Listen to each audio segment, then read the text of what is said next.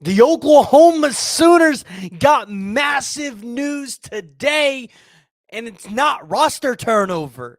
And this isn't the commitment of Jocelyn Malaska to the University of Oklahoma, which we talked about earlier, which I'm recording this on a Tuesday night. I put out a video on that on Tuesday afternoon. So if you haven't, go check that out.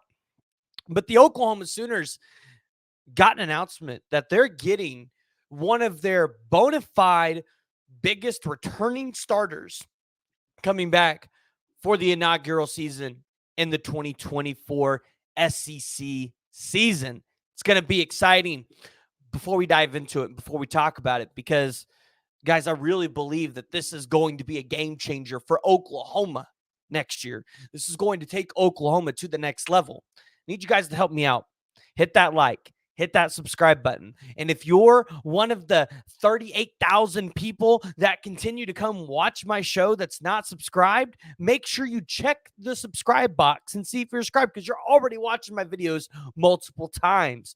But the Oklahoma Sooners got news today that the 5'11", 202-pound quarterback Woodi Washington is going to stay for one more season at the University of Oklahoma.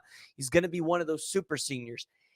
Woodi Washington had an absolute stellar season with 48 total tackles, 30 solos. He had 7 pass breakups.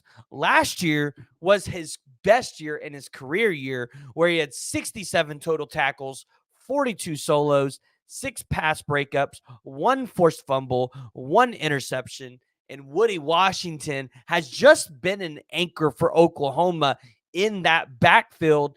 And although some Oklahoma fans just, I don't understand what it is and why some of you guys don't like him because of his size, Woodi Washington has absolutely been a stellar corner for Oklahoma. And if he was to ever hit the portal, right, you would see him be wanted by some of the biggest schools like Alabama and the Georgias, right? Those are the kind of schools that would want Woodi Washington. And Oklahoma is getting that guy to come back for 2024. And when you pair him with the guys that you already have returning, like the Billy Bowman and the Danny Stutzmans, along with Gentry Williams on the other side of him, and you've got Peyton Bowen as the other safety. And for the linebacking core, you've got Stutzman and Kip Lewis and Dasan McCullough. And then on the line, you've got Jacob Lacey, you've got Dejon Terry, you've got Ethan Downs, you've got R. Mason Thomas. This defense going into the SEC next year could be top tier. And I was talking to a couple of the other content creators around this community, and one of the things I said was, is Oklahoma going to have the best DB room going into the 2024 season next year? And I want to hear from y'all. So join the discussion and let me know what you guys think.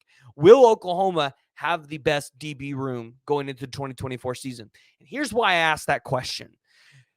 Because you're returning Billy Bowman, who was, he was snubbed from the Paycom Jim Thorpe Award. Peyton Bowen, a 5-star safety who played absolutely fantastic this year outside of being hurt. Gentry Williams, who is going to be, as Travis Davidson says, a first-rounder. You're returning Woodi Washington. You've got Makari Vickers, Josiah Wagner, who, remember all throughout fall camp what you guys were hearing about Josiah Wagner? You've got Jacoby Johnson, Kanai Walker. You have Des Malone. Y'all remember we got him from San Diego State in the transfer portal.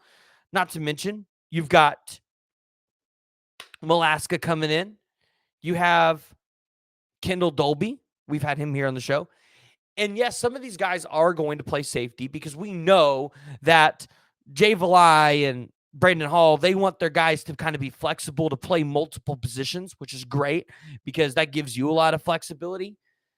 I look at this room with Robert Spears Jennings, and I look at some of the guys they got coming in with Jaden Hardy, Michael Patterson McDonald. You've got Devon Jordan.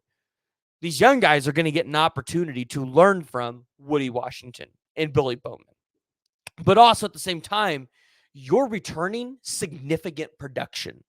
So to put it in perspective, Woodi Washington over the past 2 seasons has had over 800 snaps this season.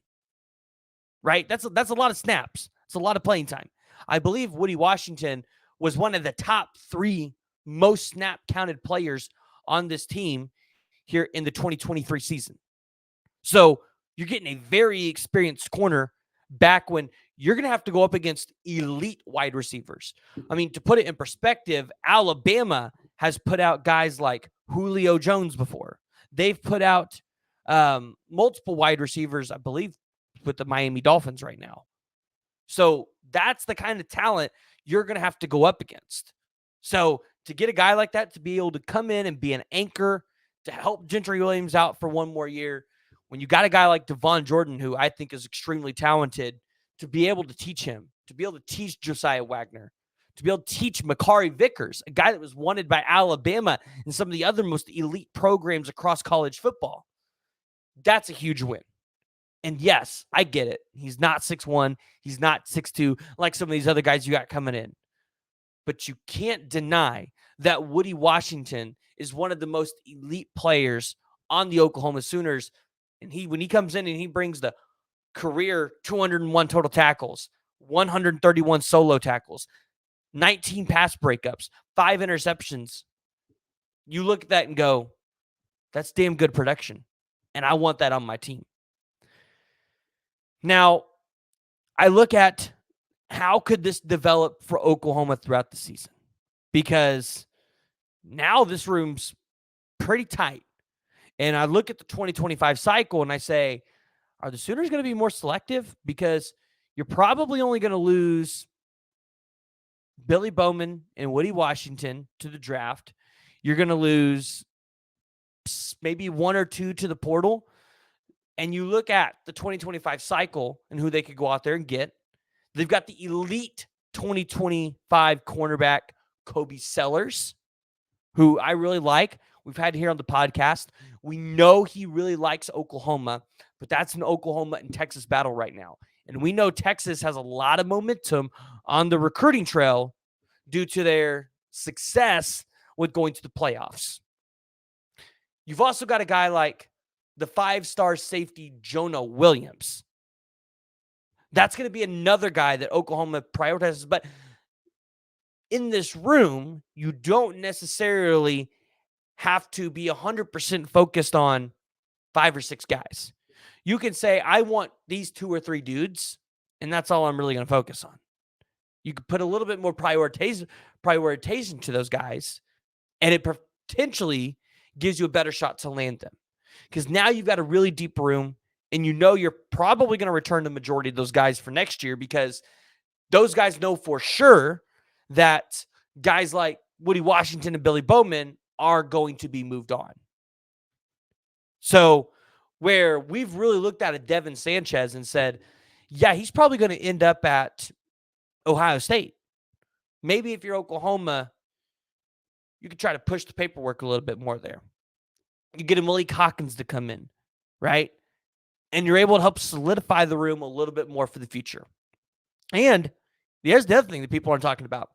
Woodi Washington, Billy Bowman come back only increases their draft stock, especially if they have a really good year in their first year in the SEC. Let's say they work themselves into second-round territory, because I don't think either of those guys are first-rounders. They work themselves into second or third-round territory. All of a sudden, you can use that on the recruiting trail, right? And it makes waves for you as well there. So, guys, I think this is really big news, and I think this is massive for Oklahoma. So I need to hear from y'all. Make sure you guys are joining the discussion, and if you have not already, hit that like and hit that subscribe button.